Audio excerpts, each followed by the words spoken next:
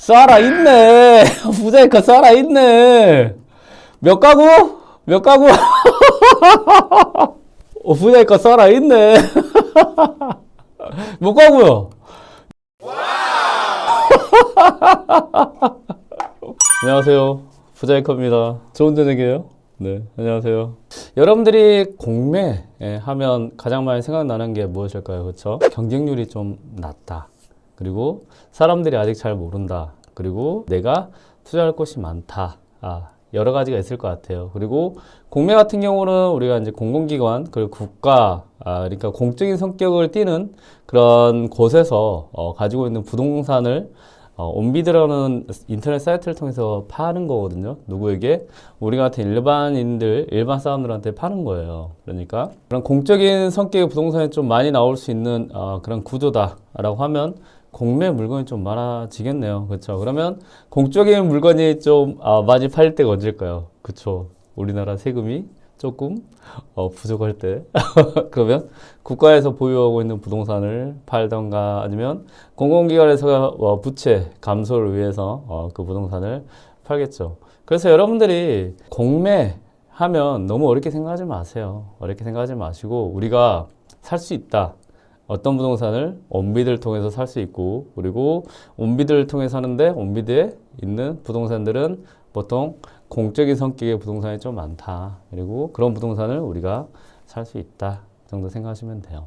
근데 공적인 부동산뿐만 아니고 우리 세금에 대한 것도 있죠. 그러니까 세금을 못 낸 그런 사람의 부동산을 압류를 해서 이거를 우리들한테 또 팝니다. 그런 것들을 압류재산이라고 해요. 그럴 때 여러분들이 조심해야 되는 것은 압류를 당할 정도로 세금을 못 냈다고 하면 돈이 없는 거잖아요. 그러면 그 돈은 어떻게 될까요? 돈이 없기 때문에 다른 빚들도 아마 똑같이 못 갚아서 다른 빚들이 그 부동산에 좀 많을 가능성이 높다. 그러면 이런 빚들 때문에 일반 사람들이 살 수 없다. 그러면 이 빚을 없애주는 무언가가 좀 필요하겠다. 경매와 같이요. 그게 말소 기준 권리라는 겁니다. 그래서 그 말소 기준 권리에 의해서 싹 없애준다.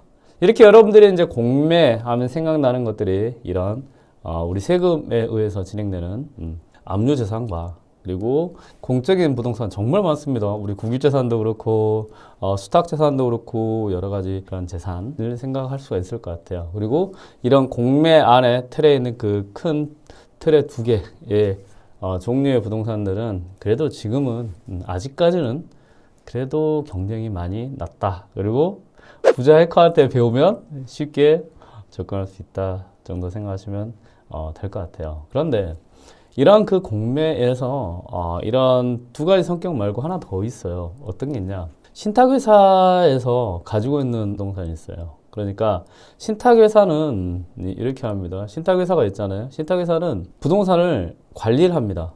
관리. 부동산이 이제 어떻게 처리되고 그리고 그 다음에 이 부동산에 누가 임대가 맞춰주고 누가 이런 관리를 하고 그 다음에 처분. 우리가 신탁공매라고 하잖아요.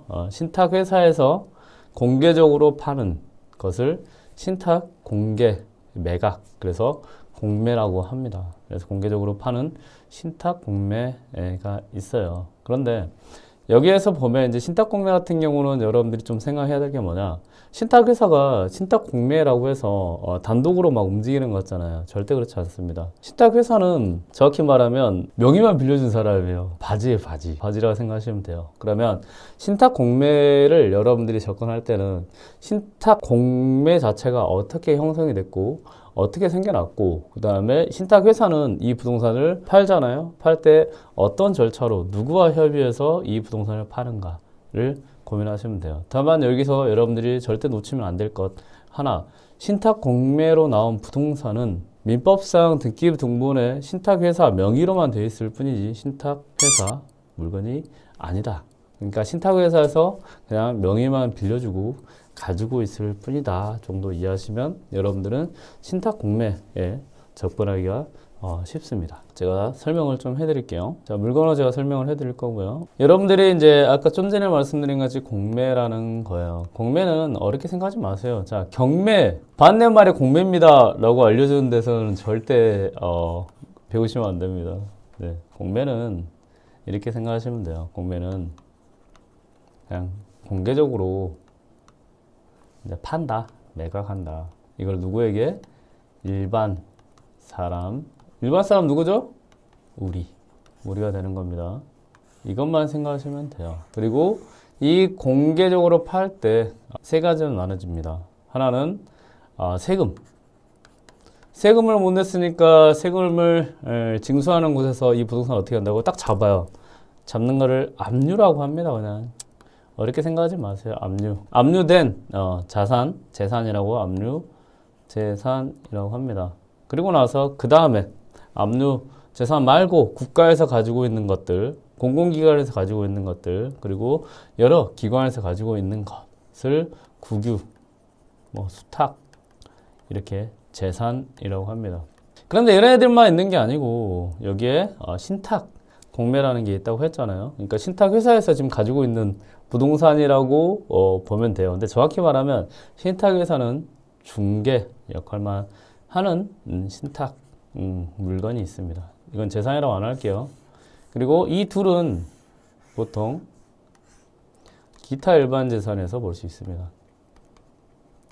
그리고 신탁 공매 같은 경우는 땡땡 신탁 회사 이런 식으로 되어 있습니다. 신탁 공매의 장점 중에 장점은 무엇이냐?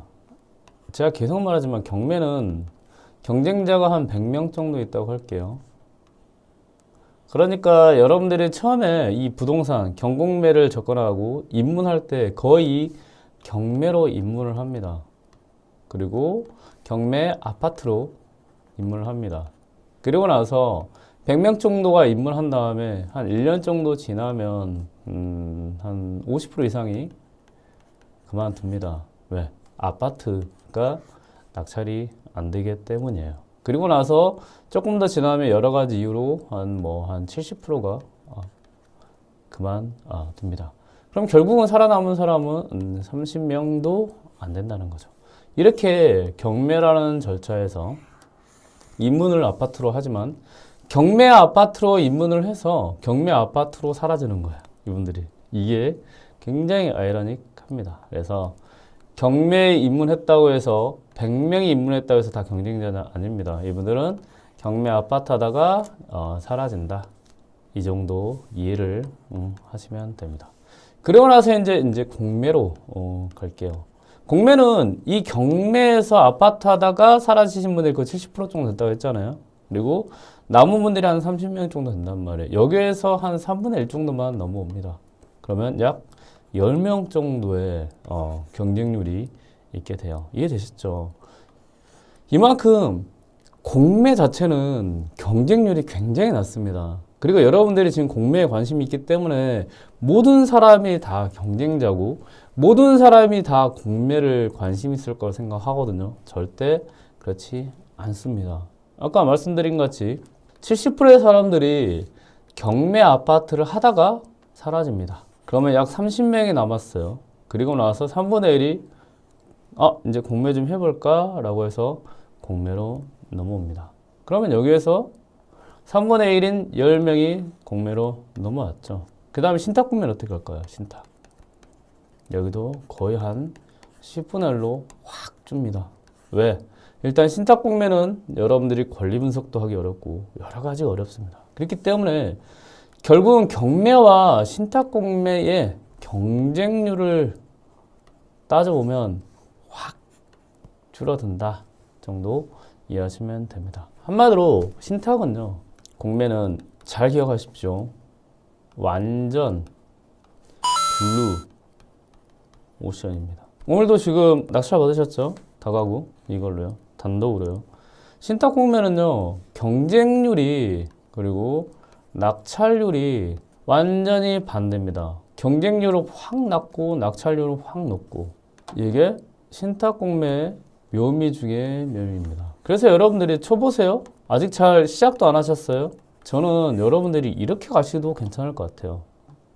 많은 사람들이 경매, 공매, 신탁 공매식으로 가거든요. 이렇게 안 해도 됩니다. 이렇게 안 해도 돼요. 절대 이렇게 안 해도 됩니다. 아예 처음부터 신탁 공매 낙찰 하나 받으시고요. 그 다음에 공매, 그 다음에 경매로 가셔도 됩니다. 그럼 어떻게 되냐? 이 경매가 완전 쉽습니다. 이해되시죠? 그래서 여러분들은 신탁공매 같은 경우는 이제는 뭐냐? 그냥 선택이 아닙니다. 무조건 배워야 되고, 그리고 신탁공매는 무조건 여러분들이 여러분들 것으로 해야 되는 그런 정말 어마어마한 투자 무기가 되는 거죠. 그리고 더 재밌는 거는 이 신탁 자체가 돈이 돼요. 그러니까 누구한테 돈이야? 우리한테도 돈이 돼요. 우리한테도 돈이 되지만 이런 금융권에 있는 회사들한테도 돈이 돼요. 그래서 신탁 관련된 사업을 많이 합니다. 그리고 우리 은행으로 하면 뭐 메이저 은행들이 뭐 KB, 국민은행이 있고요. 뭐 우리은행이 있고요. 이런 메이저급들 은행들도 이 사업을 합니다. 그래서 우리 신탁, 뭐 KB 신탁 해서 이 사업을 계속 늘려나가요. 그럼 이 사업을 늘려나간다는 건 뭐죠? 물건이 계속 늘어난다는 거죠. 왜 물건이 늘어날까요? 신탁에 빌려주고 명의를 신탁으로 했는데 어떤 이유로 이자를 못 갚았거나 했을 때 처분을 한다고 했죠. 관리 처리. 그럼 물건의 총량이 많아지면 어때요? 신탁 공매로 나오는 양도 많아지겠죠. 그렇기 때문에 신탁 공매 자체는 물건의 양이 계속 많아진다라는 거를 알아셔야 됩니다. 그러면 여러분들은 신탁 공매는 이제는 선택이 아니에요. 필수다. 이해되시죠? 그게 굉장히 중요한 정보입니다. 그러면 여러분들이 좋아하는 두 가지를 제가 섞어보겠습니다. 하나는 신탁 공매 제가 설명을 하나 해드릴게요. 그리고 하나는 뭐죠? 다가구죠, 다가구. 네. 신탁 공매로 나온 다가구에 대해서 한번 보시도록 하겠습니다. 이거는 이제 옥션온이라는 인터넷 사이트고요. 그리고 부자이커는 경매를 처음 시작할 때부터 이 사이트로 좀 배웠어요. 자, 그럼 오늘 신탁 공매에서 여러분들이 좀 중요하게 봐야 될 것들 몇 가지만 좀 설명을 해드리겠습니다. 신탁 공매도 그냥 공매와 똑같이 온비디에서 나오고요. 이게 물건 관리 번호라고 해서 그냥 쉽게 그냥 물건 번호라고 하시면 됩니다. 그리고 여기가요, 담당 전화번호예요. 자, 여러분들은 전화할 때 이 관리 번호를 이 담당자한테 말하면 됩니다. 자, 안녕하세요. 저기 신탁 공매 관련해서 좀 여쭤보려고 하는데요. 아, 그래요? 그러면 물건 관리 번호가 어떻게 되죠? 아, 2023-110 뭡니다. 아, 그래요? 아, 포항 남구 천화읍에 있는 다가구 물건 맞나? 예, 맞습니다. 아, 무엇이 궁금하시죠? 이렇게 물꼬를 트는 거예요. 자, 다시 한번요. 여러분들이 가장 어려워하는 게 뭐냐면 전화를 했을 때 내가 무엇을 어떻게 시작을 하고 그리고 내가 무엇을 어떻게 물어봐야 되는지 어려워하시더라고요. 자, 여기에 물건 번호입니다. 물건 번호가 있고 여기에 담당자 전화번호가 있습니다. 전화번호가 있죠. 네, 그러면 여기에 이렇게 전화를 하는 것. 아셨죠? 자, 그리고 나서 여기에서 보면 이 재산 종류를 보면 기타 일반 재산이라는 부가 있습니다. 그쵸? 기타 일반 재산을 여러분들 잘 보시면 여기에는 여러 가지 부동산들이 있습니다. 공기업에서 가지고 있는 부동산, 그리고 은행에서 가지고 있는 부동산, 그리고 신탁 회사에서 가지고 있는 부동산들이 있습니다. 그리고 여기에서 보면 이런 보통 공기업과 은행에서 가지고 있는 부동산은 좀 문제가 없다. 그러면 이 가지고 있다라는 거는 표현을 어떻게 하는데요? 여기를 보시면 됩니다. 이 기관을 보면 됩니다. 이 집행기관을 보면 무궁화 신탁이라고 했잖아요. 그러니까 한마디로 신탁 공매이기 때문에 이 무궁화 신탁이라는 곳에서 집행을 하고 이 물건만 그냥 온비드를 통해서 파는 거예요. 한마디로 온비라는 이 사이트가 있습니다. 여러분들이 조금 헷갈리지 말아야 될 게 어떤 게 있냐? 이게 있어요. 온비드라는 게 있잖아요. 온비드가 어디서 만들었죠? 한국자산관리공사 공사에서 만들었습니다. 그리고 나서 공사에서 이 온비드를 통해서 무엇을 팔죠? 공매 물건을 팝니다. 누구에게? 일반 사람. 이렇게 공사에서 관리하고 온비드를 통해서 공매로 일반 사람들 파는 물건들은 보면 뒤에 캠코라는 단어가 없습니다. 이해되시죠? 그러니까 한마디로 캠코, 만약에 압류재산 그리고 뒤에 캠코라는 게 붙어 있으면 누가 관리하고 있다? 한국자산관리공사에서 관리를 하고 있고 온비드를 통해서 공매를 판다. 그러면 관리를 하고 있다는 것은 누구에게 정보를 물어봐야 된다? 캠코 직원이 됩니다. 그래서 이런 캠코 직원에게 물어보면 정보를 알려줄 수 있습니다. 다만 이거는 일반적인 거고요. 가끔 이런 신탁, 공매라는 신탁회사 물건, 그 다음에 여러 가지 일반 회사를 그래도 공공기관 강세요. 공기관 회사에서 온비드라는 사이트를 통해서 그냥 본인들 물건을 파는 경우가 있습니다. 그러니까 한마디로 여기에 있는 물건을 공사에 맡겨서 온비드를 통해서 파는 게 아니고요. 본인들이 그냥 온비드란 사이트만 빌려서 파는 것. 이게 신탁 공매입니다. 그리고 여기에는 재산이 이렇게 되어 있습니다. 기타, 일반, 재산, 뒤에 캠코라는 단어가 없습니다. 이런 경우에는 그냥 이 사람들이 다이렉트로 온비드라는 인터넷 사이트를 통해서 팔았다 정도 이해하시면 돼요. 그러면 여기서 제가 왜 이거를 중요하게 말씀드리냐라고 하면 여기는 누가 관리하죠? 신탁 회사 직원에게 전화를 해야 정보를 알 수 있다는 거죠. 그러면 여러분들이 중요하게 봐야 될 건 무엇이냐? 이겁니다. 이 재산 종류에서 뒤에 캠코가 붙으면 이분은 뭐다? 자산관리공사 직원이고 캠코가 없다라고 하면 이거는 자산관리공사 직원이 아닌 일반 회사 사람이다 라는 걸 이해하시면 됩니다. 그러면 이 윤보은이라는 분은 뭐다? 이 집행기관인 주식회사 무궁화 신탁 직원이다 라는 것을 이해하시면 됩니다. 이해되시죠? 그래서 여러분들이 신탁 공매라고 하면 이 재산 종류를 봤을 때 기타 공적인 물건이라기보다는 섞여 있는 기타 일반 재산에서 집행기관이 이런 땡땡 신탁회사 플러스 그리고 나서 담당 부서가 잘 보셔야 됩니다. 담당 부서에서 이 관리팀 자체가 땡땡 신탁 사업부 신탁 사업팀이라고 하면 여기가 땡땡 은행이라고 해도 이거는 뭐다? 신탁 공매 물건입니다. 왜 제가 계속 신탁 공매라고 말씀을 드리냐면 신탁 공매는요, 일반 공매 물건과 권리 분석 자체가 완전히 달라집니다. 그러니까 일반 공매에서 압류재산이 있잖아요. 압류재산은 세금을 못 냈어요. 그렇기 때문에 세금을 못 낼 정도면 다른 은행에 대한 돈, 그리고 여러 가지 돈을 못 냈을 거 아니에요. 그러면 이 부동산에 내가 받을 돈을 가지고 자 받겠습니다 하고 압류도 해놓고 가압류도 있고 근저당도 있고 막 있단 말이에요. 그러면 일반 사람들이 우리가 살 수 있어요 없어요? 못 사요. 부자이콘이 그냥 사면 안 돼요? 예, 사도 됩니다. 다만 사게 되면 거기에 있는 그 빚을 내가 다 가지고 되는 거예요. 이 부동산만 사는 게 아니고 이 빚까지 다 가져오는 거예요.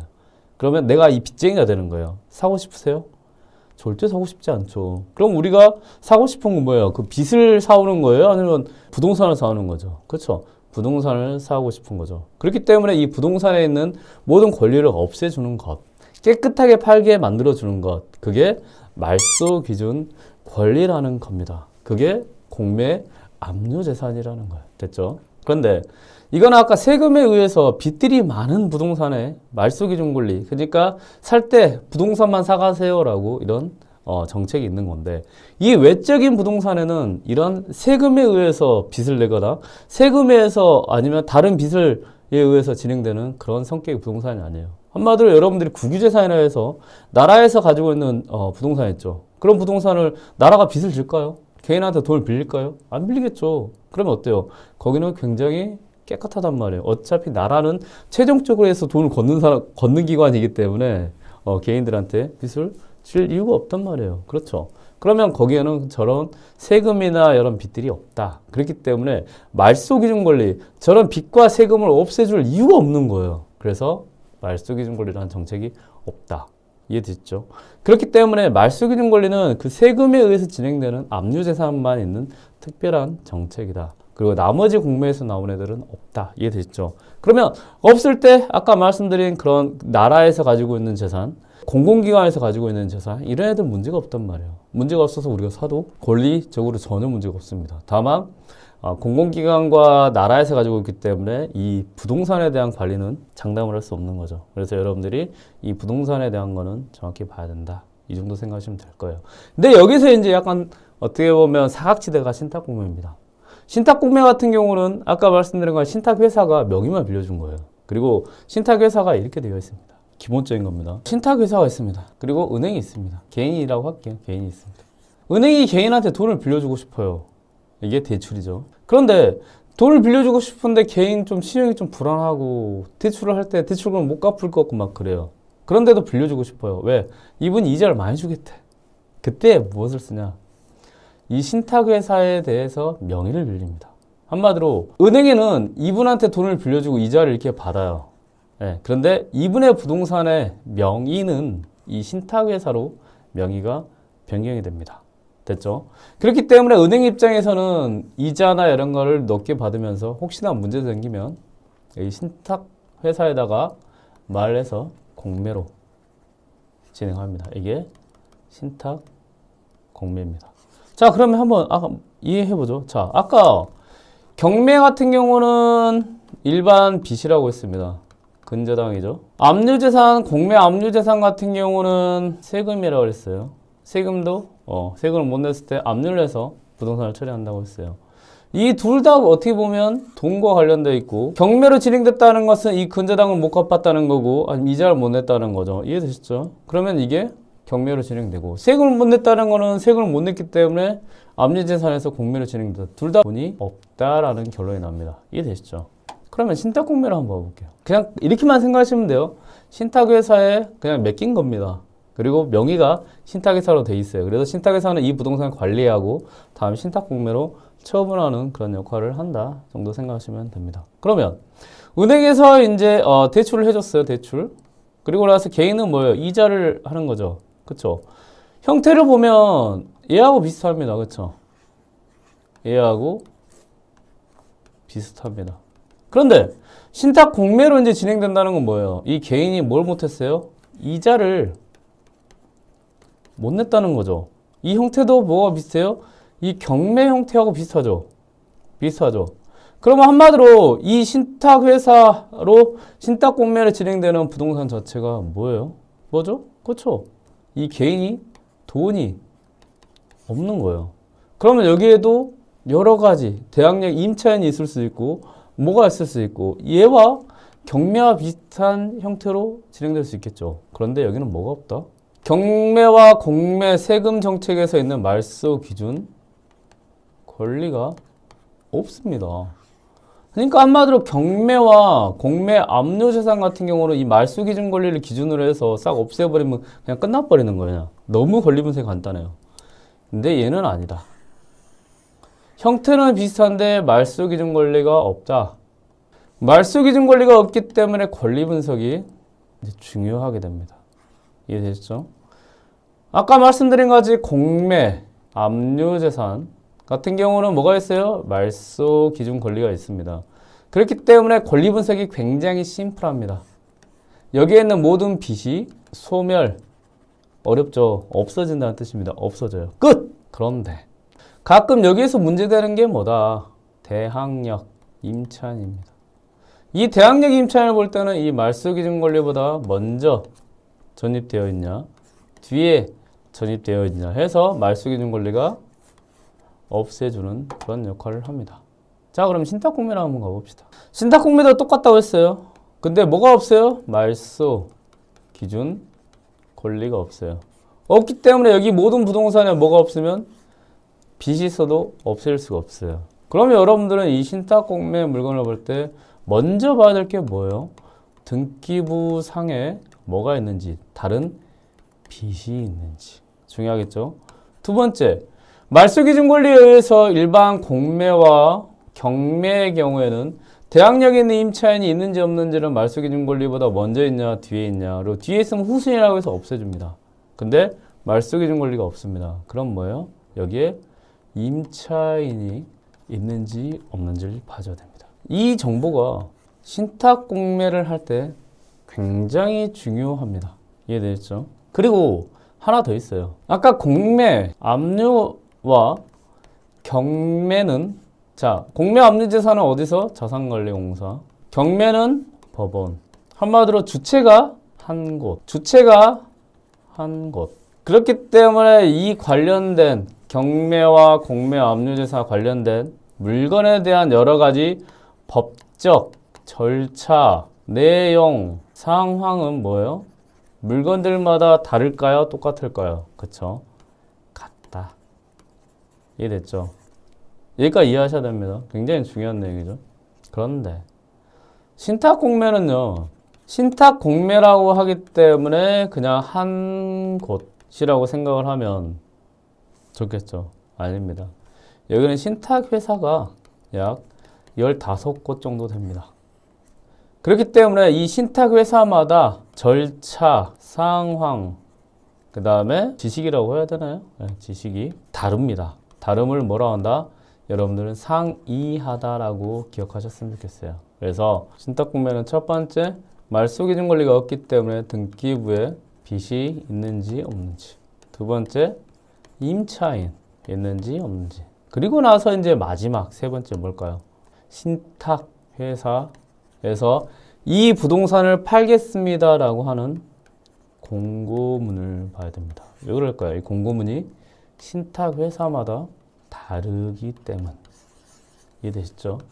여러분들이 이것만 잘 정리를 하면 신탁 공매를 굉장히 쉽고 그리고 체계적으로 배울 수 있습니다. 그러면 이제 다시 한번 설명드리면 여러분들이 물어볼 때 이 물건 번호 그리고 이쪽에 전화를 하면 되고 재산 종류는 기타 일반 재산에서 집행기관이 땡땡 신탁이다 라고 하면 신탁 공매다 정도 이해하시면 됩니다. 다만 여기가 땡땡 뭐 땡땡은행 뭐 수협은행이라고 했는데 이 담당 부서가 신탁 사업부 이러면 이것도 똑같이 신탁 공매구나. 그렇기 때문에 아까 말씀드린 자 등기부 등본에 어떤 빚이 있는지 그리고 임차에 있는지 그리고 공고문이 어떻게 되는지 확인을 해야 합니다. 그리고 이 세부 용도는 보니까 얘는 다가구 주택이라고 되어 있고요. 물건은 자 이렇게 되어 있습니다. 그리고 여러분들이 이제는 이런 물건에 중요하게 봐야 될 것들은 다가구든 아파트든 뭐든지 위치와 물건 크기, 토지 크기를 중요하게 봐야 여러분들이 조사할 때 안전하게 조사할 수 있다 정도 생각하시면 됩니다. 그리고 여러분들이 이건 하나 제가 팁을 드릴게요. 이 건물 면적이 이게 똑같은 겁니다. 지금 162평이잖아요. 보통 다가구는 200평까지 지을 수 있습니다. 그래서 100평 정도면 절반이죠? 그러면 어때요? 우리가 200평 19가구까지 지을 수 있거든요. 여러분들은 다가구 접근할 때 항상 이거를 관심 있게 기억해야 됩니다. 다시 한번 200평 19가구 100평 10가구 이거를 여러분들이 딱 기준을 세워놔야 돼요. 기준 이해되셨죠? 자 여기까지 내용이 좋았으면 좋아요, 구독, 알람 설정 부탁드릴게요. 라이브라서 별 의미는 없는데 한번 해봤습니다. 좀 전에 참여해 보니까 10명이 나가셨습니다. 10명이 나가셨습니다. 이거 중요한데? 안 나가실 거라고 생각한 건데. 네. 200평. 자, 19가구. 중요합니다. 100평. 절반이겠죠? 10가구. 중요합니다. 왜 중요하냐? 이 다가구는요, 땅의 크기만큼 건물을 다 지으려고 합니다. 이해됐나요? 땅이 가지고 있는 크기, 조건, 그 다음에 허가에 대한 부분을 된다고 하면 이 모든 크기만큼 200평까지 지으려고 합니다. 그런데 여기서 이제 문제가 하나 생겨요. 어떤 문제냐? 얘는 다른 거야, 얘는. 땅의 크기에 따라서, 조건에 따라서 건물은 200평까지 지을 수 있는 땅이라고 해도 이 가구 수는 다릅니다. 이 가구는요, 뭐에 적용을 받냐? 주차장 법에 굉장히 조건이 까다롭습니다. 이해됐죠? 여기가 200평이라고 해도 다시 한번요. 이게 여러분들이 좀 투자를 할 때 이해를 해야 되는 부분이에요. 200평이라고 해도요. 19가구를 다 넣을 수 있는 땅이 있을 수 있고 10가구를 넣을 수 있는 땅이 있을 수도 있고 5가구를 넣을 수 있는 땅이 있을 수도 있습니다. 이해되시죠? 자, 그럼 한번 계산을 해봅시다. 그냥 산술로요. 200평짜리를 19가구로 쪼개면 여기는 몇 평 정도 될까요? 한 가구당 약 10평 정도 되겠네요. 그쵸? 이해됐죠? 10평. 200평을 10가구로 나누면 한 가구당 한 20평 되겠네요. 됐죠? 200평짜리 5가구로 나누면 한 가구당 40평 정도 되겠죠. 이게 다가구를 접근할 때 굉장히 중요한 단서입니다. 왜 그러느냐? 자, 가구 수에 대한, 한마디로 방울 쪽에서 사람이 살고 있는 가구 수에 대한 제한은 땅에 있습니다. 제한. 됐죠? 그렇지만 가구 안에 있는 방에 대한 제한은 없습니다. 다시 한번. 이 땅이 가지고 있는 제한은 주차장법에서 한 가구당 주차장이 어떻게 돼야 됩니다 라고 있지만 이 가구 안에 방이 하나가 됐든 2개가 됐든 3개가 됐든 제한이 없습니다. 이게 굉장히 중요한 정보입니다. 왜 중요하느냐? 비록 200평짜리를 19가구로 하면 당연히 많이 되겠지만 그래도 10평 안에 들어갈 수 있는 방의 개수는 한정이 됐겠죠. 얘는 원룸이라고 하죠. 그래도 20평이잖아요. 방의 개수에 제한은 없어요. 그러면 원룸 20평짜리 너무 크면 어때요? 살기 어렵겠죠. 이게 2룸에 3룸 되겠네요. 40평이면 그래도 3룸에서 4룸 정도 되겠네요. 이게 무슨 차이냐? 크기에 대한 거는 이렇게 19개, 10개, 5개밖에 법적으로는 어쩔 수 없지만 이 방개수에 따라서는 뭐가 달라집니까?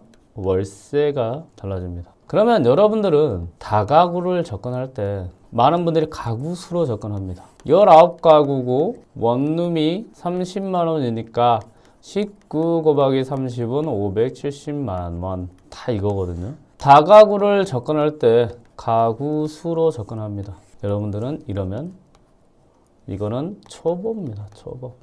그리고 여러분들의 경쟁자의 95% 정도가 저에게 강의 안 들었던 95% 정도가 이렇게 접근합니다. 아니에요. 다가구가 만약에 10가구였습니다. 됐죠? 원룸 10개입니다. 월세가 30만 원입니다. 300만 원입니다. 일반적인 일반론입니다. 이게. 됐나요? 그러면 10가구일 때 여러분들이 아까 원룸이 나오려고 하면 이게 몇 평 건물? 100평이다. 됐죠?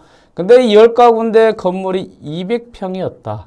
그럼 얘는 몇 평씩 10개가 쪼개진 거죠? 20평씩 10개가 쪼개졌다. 그러면 얘는 가구수의 문제가 아니라 방수의 문제가 되는 겁니다.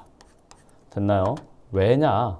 우리가 월세를 받을 때 원룸, 투룸, 쓰리룸 이렇게 월세가 달라지기 때문입니다. 오늘 내용은 신탁공매에 대한 부분도 있지만 다가구를 다른 95%의 경쟁자가 아닌 5%의 경쟁에서 여러분들이 투자를 해서 돈을 벌 수 있는 지금 굉장히 큰 팁을 드렸습니다. 그러면 이것도 봐야 될 게 있겠죠. 162평입니다. 162평. 그러면 아까 200평을 항상 기준으로 해라 했어요. 200평에 19가구다. 그러면 162평이면 몇 가구 정도 될까요? 한 15가구. 돼야 얘네들은 뭐다? 원룸 15개일 가능성이 높다. 이해됐죠? 이렇게 여러분들이 따져가야 되는 거예요. 눈만 봐도, 물건만 봐도요. 그러면 이게 만약에 10가구다. 이거는 뭘 조사해야 된다? 방 개수가 원룸이 아닐 가능성이 높다. 라는 걸 가지고 조사를 한다. 이해되시죠? 자, 그러면 이제는 신탁공매로 다시 한번 넘어가 보겠습니다. 신탁공매 장점 중에 장점, 입찰 날짜입니다. 플러스 시간입니다. 압류재산만 익숙하시는 분들은 이제는 2주에 한 번씩 물건이 나오거든요. 10%씩 유찰되고. 근데 신탁공매, 기타 일반 재산은 그런 개념이 아닙니다. 여기 보면 7일, 14일, 21일, 28일 어디? 일주일 기준으로 뭐가 돼요? 네, 일주일 기준으로 유찰이란 게 되고요. 그리고 공매 압류재산 같은 경우는 월요일 10시부터 수요일 17시까지 입찰을 합니다. 그런데 신탁공매는 잘 보세요. 7일 10시부터 7일 몇 시? 16시까지입니다. 7일 10시부터 16시까지만 뭘 할 수 있다? 입찰을 할 수 있습니다. 저 9시 30분에 입찰하고 싶은데 안 돼요.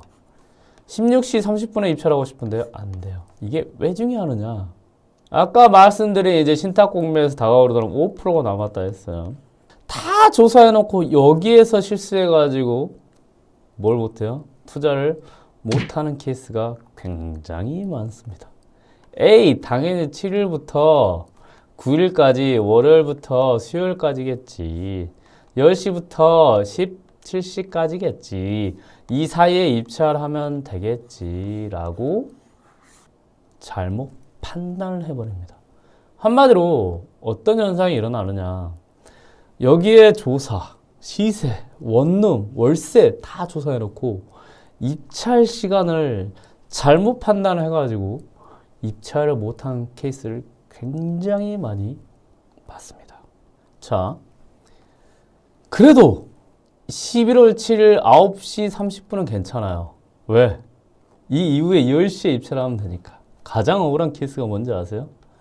16시 01분일 때 16시 플러스 1분일 때 환장합니다. 왜 그럴까요? 입찰을 못하니까. 온비드 시스템에서 막혀버립니다. 그러면 이거는 괜찮죠. 별로 와닿지 않죠. 여기는. 자, 쭉 내려가서 여러분들이 조사를 다 했어요. 조사를 다 했습니다.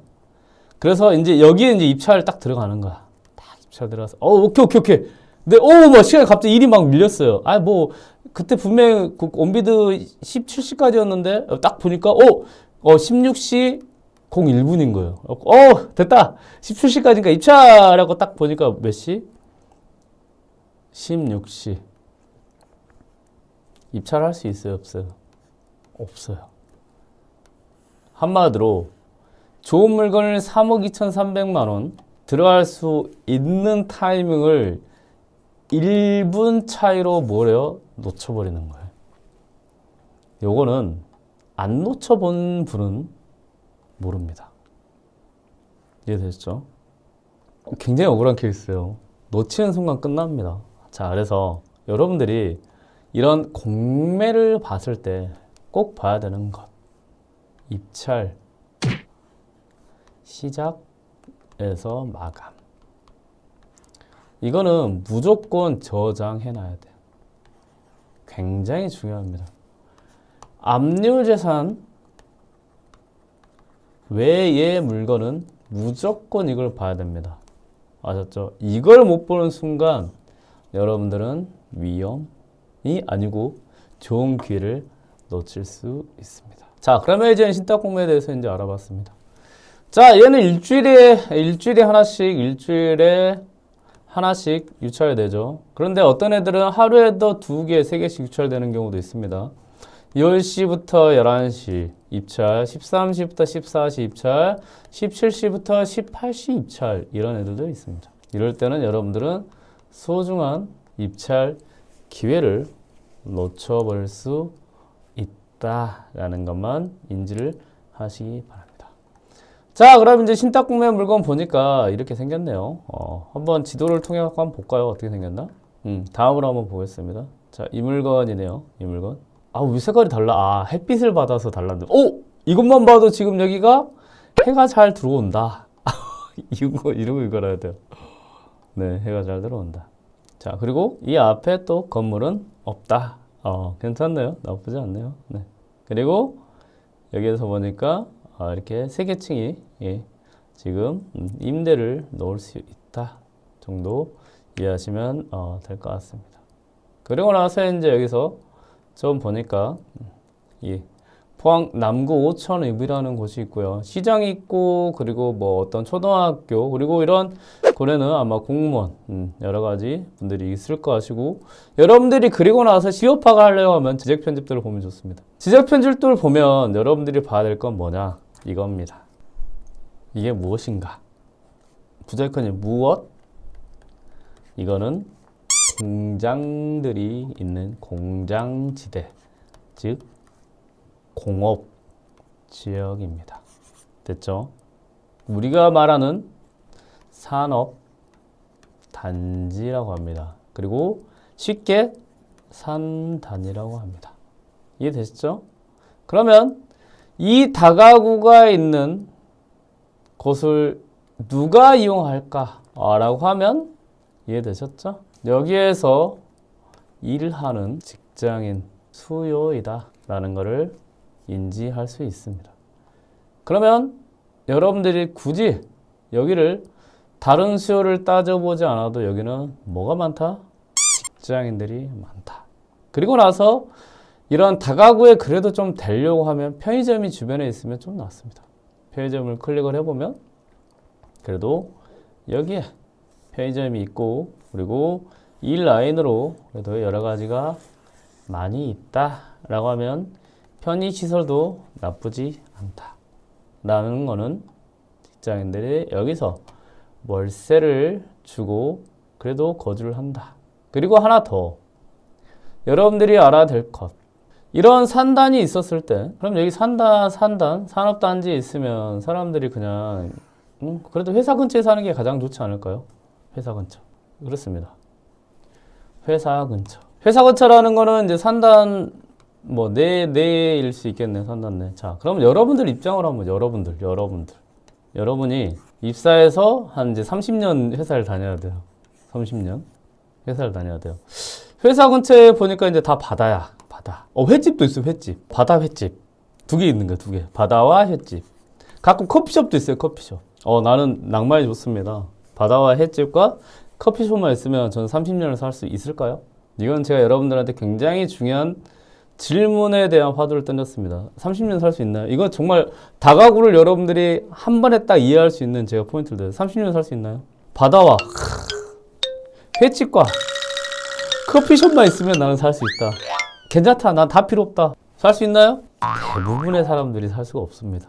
대부분이 아니고 1년만 살아도 질립니다. 지겹습니다. 그럼 이분들이 어디에 살까요? 그렇죠. 편의시설이 있는 곳. 그나마 사람이 살만한 곳. 그러면 어딜까요? 주변에 아파트가 있고, 뭐 메가박스도 있고, 뭐 시장도 있고, 뭐도 있고, 뭐 버스 타는 데도 있고, 지하철도 있고, 역도 있고, 시내, 읍내에 살 수밖에 없습니다. 이해되셨나요? 그러면 여러분들은 이제 저한테 정말 중요한 내용을 배웠습니다. 자, 그러면 만약에 여러분들 여기 산단이 이렇게 있어요. 오, 부자이커님! 이 파란색 이 파란색. 이 산단뿐만 그 파란색. 이것도 지금 우와, 이거 어마어마한 공업 산단이네, 산단. 예, 그 시세 조사하면 물에 빠져 죽습니다. 그럼 바다입니다, 바다. 바다입니다. 절대 가면 안 돼요. 바다요. 이렇게 아까 말씀드린 같이 이런 산단이 있고 회사들이 있고 여기 세 회사들이 있다고 했어요. 이 회사들이 여기에서 일을 하고 그래도 차로 한 10분에서 20분 거리에 있는 시내와 읍내에서 살 수밖에 없다라고 하면요. 만약에 다가구가 이런 학교가 있고 시장이 있고 터미널이 있고 이런 곳에 다가구 나왔다. 이건 뭐예요? 직장인 수요가 많습니다. 그런데 이 회사 근처에 갑자기 다가구가 나왔고 뭐도 나왔다. 이런 거는 무슨 수요일까요? 가끔 있습니다. 요즘 당진 뭐 바다 근처, 어디 바다 근처. 여러분들한테 지금 이런 수요는 뭐냐? 이 회사가 처음에 건립되었을 때, 산단이 처음에 건립되었을 때, 이 산단에서 일하는 사람들이 먹고 잘 수 있는 산단을 초반에 땅을 파고 건물을 짓고 이런 건설하는 사람들, 건설 인력을 위한 뭐다? 다가구다 라는 겁니다. 그러면 여러분들은 이런 산업단지가 있는 곳에 다가구라는 애가 나왔다 라고 하면 뭘 봐야 된다? 내가 살 수 있는 곳이냐 아니냐를 따져봐야 합니다. 이해되셨나요? 그러면 바닷가 근처에 다가구가 있다. 오, 내가 저기서 어떻게 살지?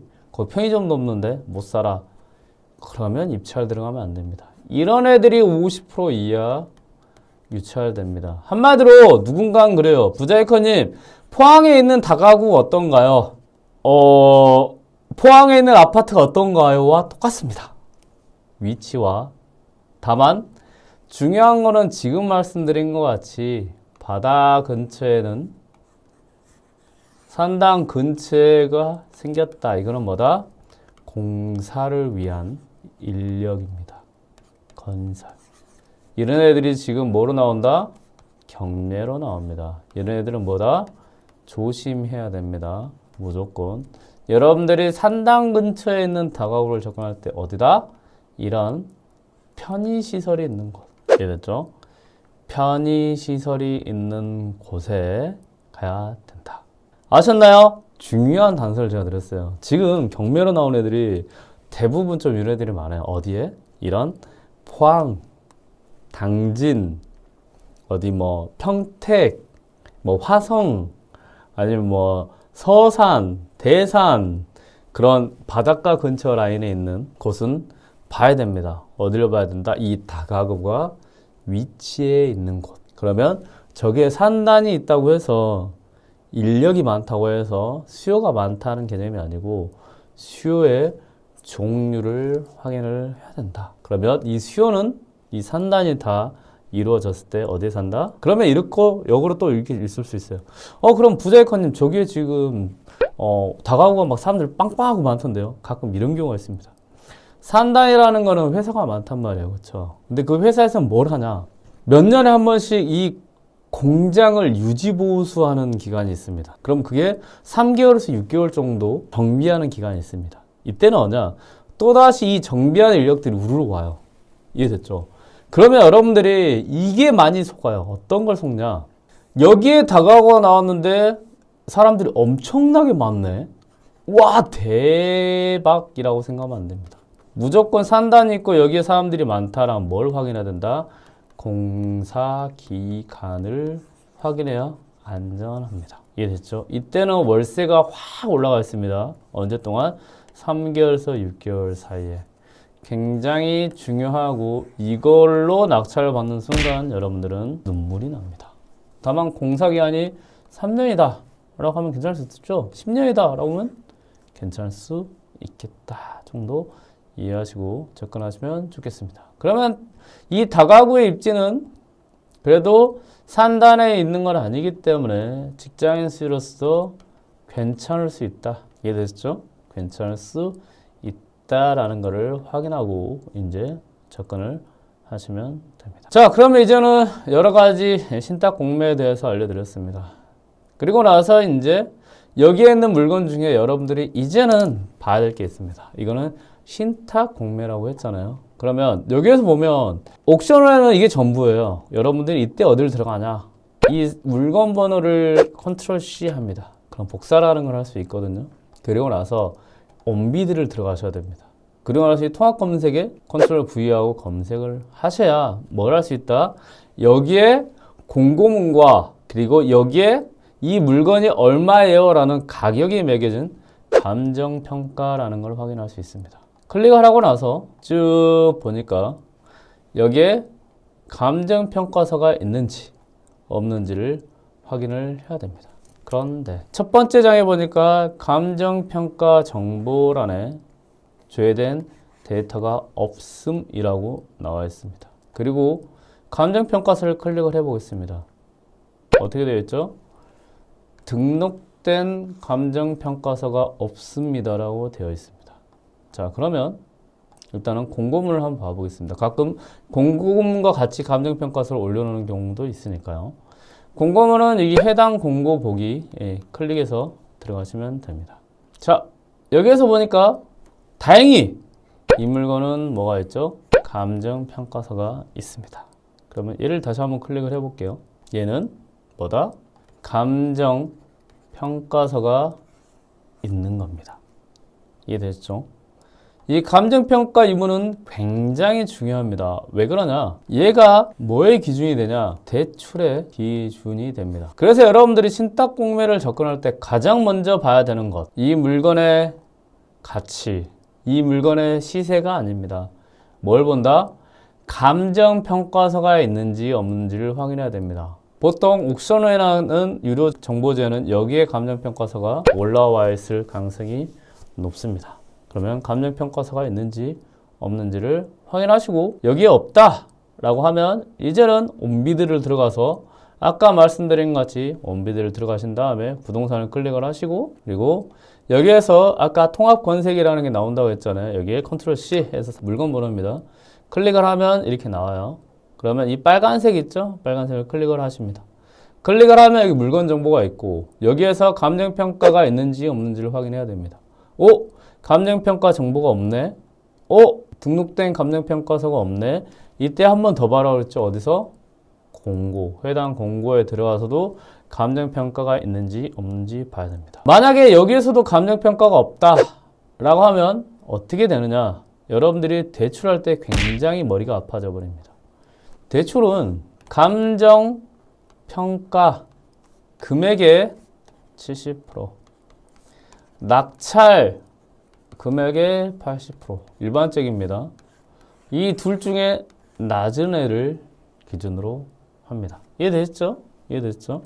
그런데 만약에 이 감정평가가 없다라고 하면 많은 사람들이 이걸 착각을 해요. A.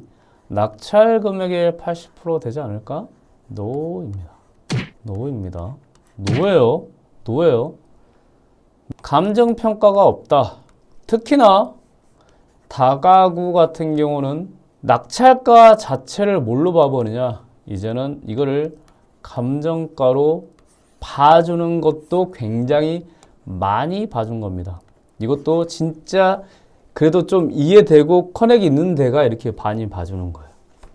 그럼 이때 약 70%는 이게 맥시멈이 아니고 겨우입니다. 겨우. 겨우예요. 겨우. 다른 데는 취급도 안 해버립니다. 감정평가서 없으면 아예 안 봐버려요. 아예 감정평가 없으면 취급을 안 해버립니다. 이해되시죠? 이거 정말 중요한 정보입니다. 네. 그런데 다가구나 다세대 경우는 이러고 그런데 가끔 여러분들이 상가를 낙찰받을 때가 있어요. 상가. 아니면 근린시설. 이럴 때는 굉장히 또 이제는 완전히 위험합니다. 언제? 간평이 없을 때. 어떻게 되냐? 50%도 대출받기 어려울 가능성이 높습니다. 언제? 낙찰가에. 그래서 여러분들이 초보다, 잘 모르겠다 라고 하면 무조건 뭐부터 봐야 된다? 첫 번째, 제가 알려드릴게요. 감정평가를 확인 방법입니다. 감정평가서는 뭐다? 가격이 문제가 아니에요. 이거는 뭐다? 대출입니다. 대출. 대출 기준입니다. 됐죠?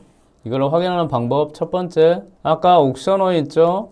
옥션원에 감정평가서가 등록되어 있는지 안 되는지, 그 다음에 온비드의 첫 페이지에 있는지 없는지, 세 번째는 온비드 공고에 있는지 없는지를 봐야 여러분들이 뭐다? 안전하게 이해되시죠? 그래서 이런 감정평가서가 있을 때는 이제는 안전하게 된다. 그러면 이 감정평가 금액의 70%, 낙찰가의 80%가 대출이 된다. 굉장히 중요한 정보입니다. 그럼 이제 공고문을 클릭을 해봐요. 자, 공고문을 클릭을 해보면 이렇게 공고문이 나옵니다. 자, 뭐가 나오죠? 나오죠? 됐죠? 중요한 것, 여기서 포인트만 알려드리겠습니다. 이 공고문 자체가 뭐다? 다 다르다. 뭐? 신탁 회사별로 다 다릅니다. 굉장히 중요한 정보를 드렸어요. 그리고 나서 이걸 다 하니까 아까 168평이라고 했죠?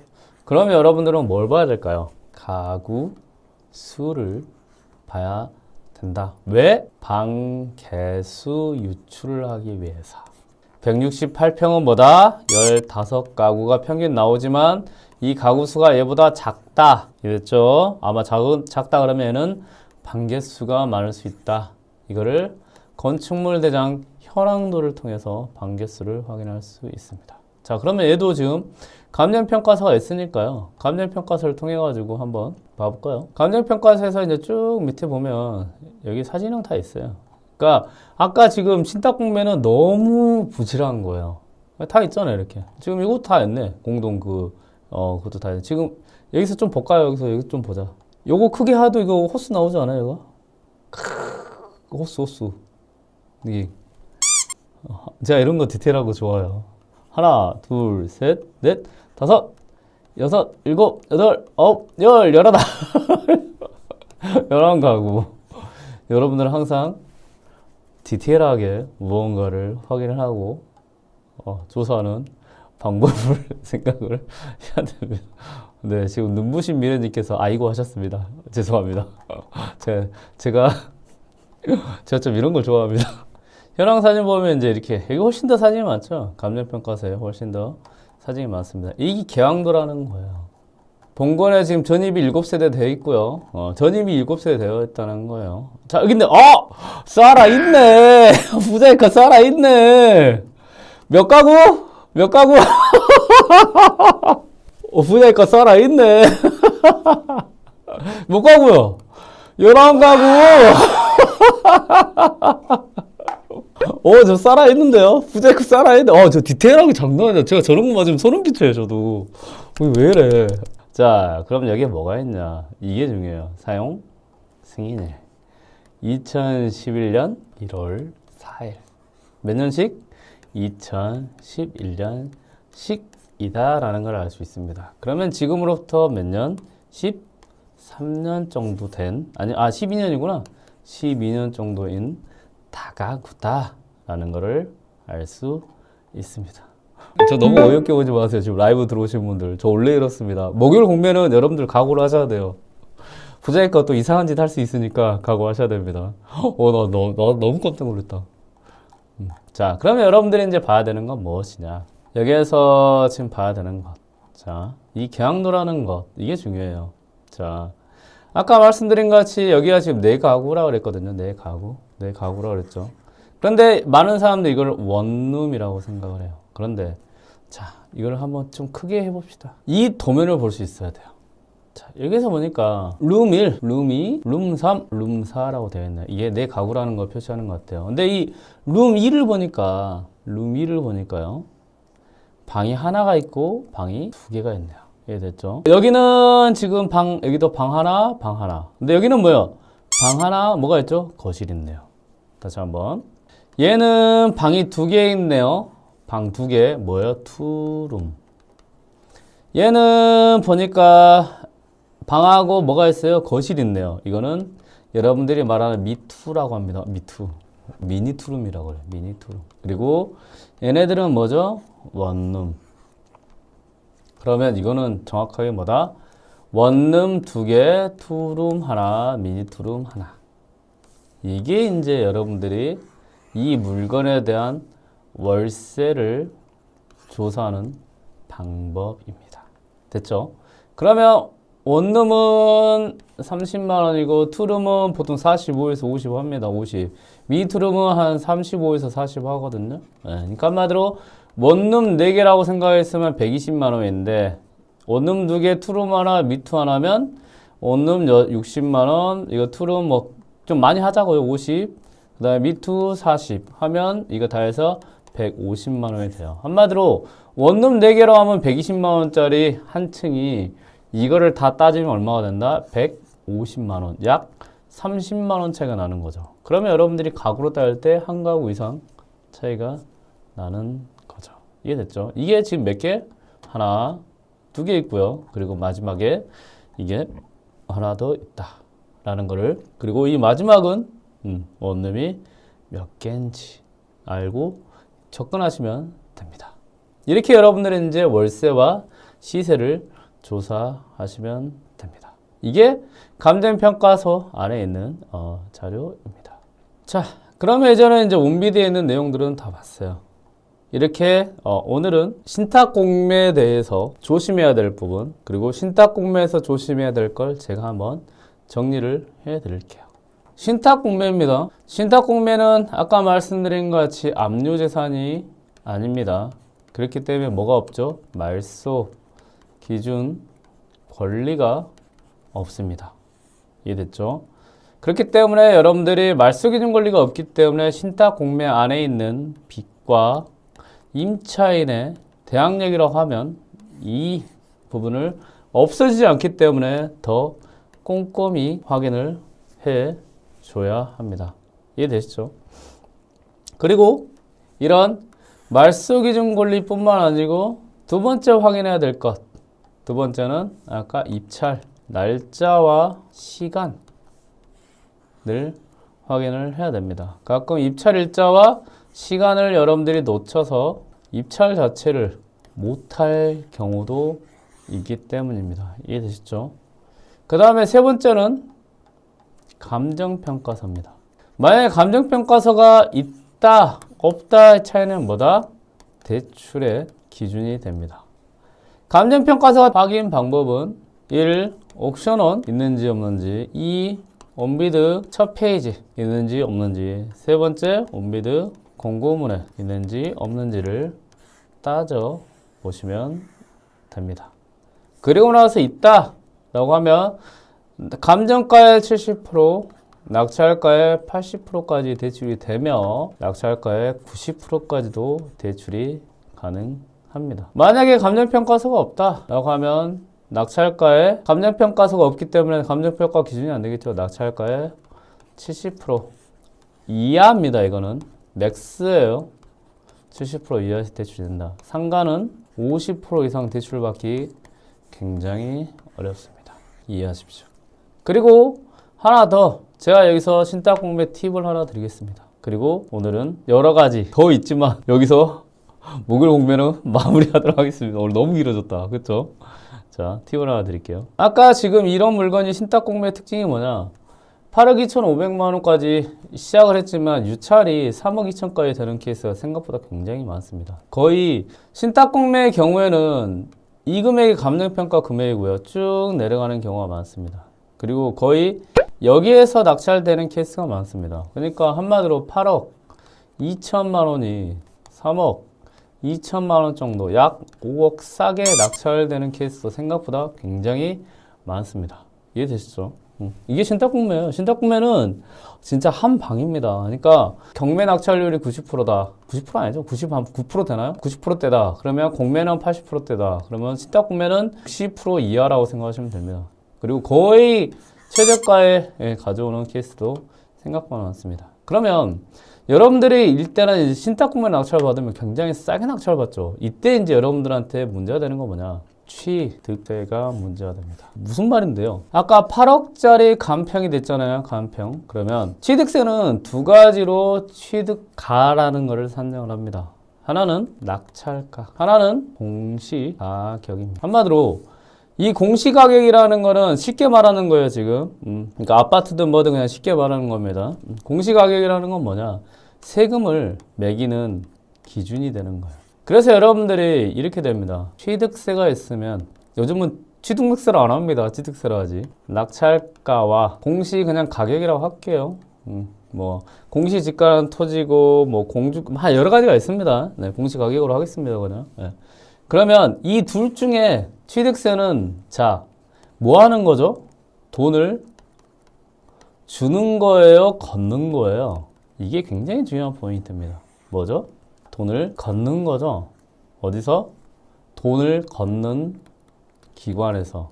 그럼 이 기관은 많이 거두려고 할까요? 적게 거두려고 할까요? 적게. 낙찰자를 위해서. 당연히 많이 거두려고 하겠죠. 이해하십시오, 이거. 여러분들이 이해를 해야 돼요. 제 걸 들으면서 이해하는 거 굉장히 중요합니다. 그러면 어떻게 되냐? 이 둘 중에 높은 거를 기준으로 취득세를 매기려고 합니다. 이해되시죠? 그러면 자, 가시죠. 여러분들이 이제 경매나 공매, 압류재산이란 게 있어요. 여기에는 말소 기준 권리도 있습니다. 또 뭐도 있냐? 굉장히 혜택이 여러 가지 있습니다. 저 취득세에 대한 부분입니다. 취득세를 무조건 뭘로 한다? 낙찰가로 합니다. 얘네들은. 이해되시죠? 그럼 부자이커님, 얘는 경매, 공매, 압류 아닌데요? 네, 얘들은 경락이라고 합니다. 얘네들은 경매, 공매, 압류를 경락이라고 하고 낙찰가를 취득세로 합니다. 그런데 신탁공매는 경락이 아닙니다. 이해됐죠? 그러면 취득세에서 낙찰가가 있을 것이고 공시가격이 있을 겁니다. 됐죠? 원래 만약에 경매였다면 얘만 적용하겠지만 경매가 아니기 때문에 둘 중에 뭐예요? 높은 애를 기준으로 합니다. 이해되시죠? 그 이유는 가끔 여러분들이 일반 매매를 할 때, 팔 때, 그때 1억짜리를 막 5천만 원에 팔고 하거든요. 왜? 여러 가지 부분에 뭐 세금 뭐 어쩌고 하려고요. 그런 걸 방지하기 위해서 공시가격이라는 걸 세금을 매기는 기준을 해요. 그래서 여러분들이 이건 알고 가셔야 돼요. 신탁공매로 낙찰을 받으면 취득세를 물는 기관에서 분명히 공시가격으로 취득세를 계산을 할 거예요. 그래서 이거를 8억에 낙찰을 받았잖아요. 아니 8억짜리를 3억에 낙찰을 받았잖아요. 근데 공시가격이 만약 6억이다 라고 하면 6억 기준으로 취득세를 매깁니다. 다시 한번요. 굉장히 중요한 단서예요. 8억짜리를 낙찰을 3억에 낙찰을 받았으면 원래는 3억의 취득세가 나와야 되는데 이거는 뭐다? 경락일 때입니다. 이해되셨죠? 신탁공매는 낙찰과 그 다음에 공시가격이라고 했어요. 두 개가 있습니다. 그리고 얘를 기준으로 매기려고 합니다. 그러면 낙찰가는 3억이고 공시가격이 만약 6억이라고 합시다. 1가구 1주택인 때는 1.1%죠? 그러면 얼마? 300. 법인은 몇 프로? 12% 이상이죠? 그럼 얼마요? 한 3,600이 되네요. 그쵸? 이해됐나요? 그러면 6억이라고 하면 얼마예요? 600. 얘는 뭐예요? 6천이 되는 거예요. 이해됐죠? 한마디로 신탁공매로 낙찰을 받더라도 이 낙찰가로 취득세를 매기냐 공시가격으로 취득세를 매기냐는 완전히 다릅니다. 여러분 이때 뭘 하냐? 이 공시가격을 적용하는 취지가 뭐라고 그랬죠? 개인이 물건을 1억짜리를 만약에 2천에 팔아버렸어요. 근데 여기가 개인 지인이야. 그냥 이렇게 한 거예요. 그럼 지인은 2천만 원에 대한 세금만 내면 되는 거예요. 원래 취지가. 이거를 방지하기 위해서 하는 거예요. 한마디로 이런 세금에 대한 탈루, 그러니까 법적인, 그러니까 회사 대 회사 이런 게 아닌 개인 대 뭐 지인 여러 가지를 방지하려고 공시가격을 적용합니다. 그러면 신탁공매는 뭐예요? 법인이죠. 어떤 법인? 그래도 객관적인 법인입니다. 개인이 아니에요. 개인이 아닙니다.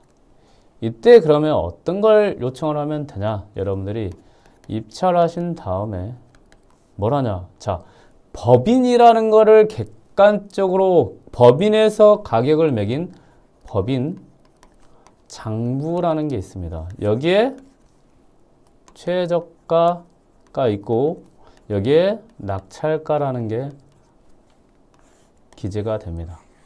이 법인 장부를 내가 받을 수 있는지 없는지를 확인하시고 낙찰을 받으시고 세무서가 아니죠. 이거는 지방세니까 취득세 관련된 세무과에서 물어볼 때는 얘를 제출하시면 낙찰가에서 취득세가 산정이 되시고 혹시나 지금 신탁공매로 낙찰을 받고 나서 한번 확인해 보세요. 법인 법무사 통해서 낙찰을 받은 거 제출해가지고 이거를 등기하시는 분들 이 취득세를 뭘로 냈는지 확인하세요. 공시가격으로 냈는지 아니면 낙찰가로 냈는지 확인하세요. 그리고 나서 혹시나 공시가격으로 냈는데 낙찰가가 더 낮다라고 하면 법인장부를 신탁회사에 요청을 해서 얘를 환급을 받으십시오. 어디에? 지방세 담당한테. 이게 여러분들이 돈을 버는 방법입니다. 다시 한번요. 취득세라고 했어요. 취득세. 여러분들이 신탁회사 법인장부를 요청을 하셔가지고요. 이거는 개인 거래가 아니다. 회사에서 내가 샀다. 라는 거를 해서 낙찰가로 취득세를 산정하게 요청을 하시면 됩니다. 그리고 기존에 신탁회사에서 낙찰을 받고 대출을 받았던 분들 요거를 확인하십시오. 어디에?